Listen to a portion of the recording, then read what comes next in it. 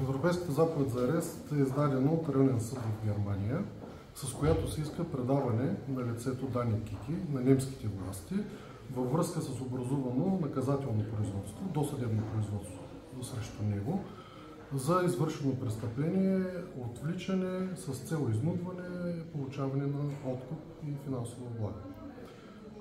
В Германия той е обвинен за това, че заедно с още едно лице български гражданин и две други лица, които са немски граждани, са отвлекли пострадалия, също немски гражданин, за който са имали информация от единия от участниците в това престъпление, че разполага с значителни финансови средства и с заплаха с оръжие, заплаха за физическа саморазправа, нанесен побой, са го принудили да им преведе финансови средства по тяхната сметка.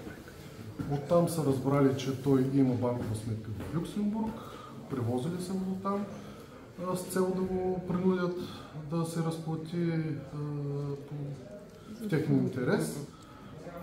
Чрез заплахи отново лицето е успяло да предупреди охраната на банката, съответно са предприети действия от полицията, били са задържани други съучастници.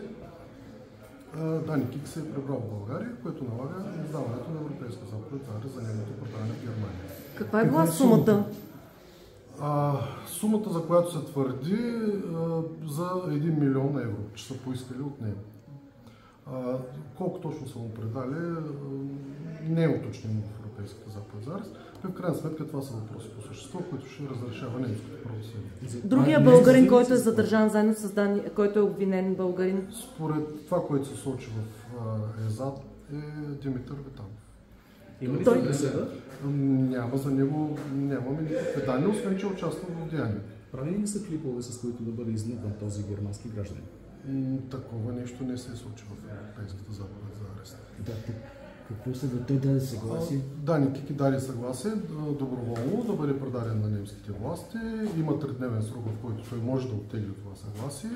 Ако не го направи, след като дойдат гаранциите от немската държава, че той при евентуално осъдителна присъда ще бъде върнат при негово желание да изтърпява наказанието си в България, ще бъде предаден на немските власти.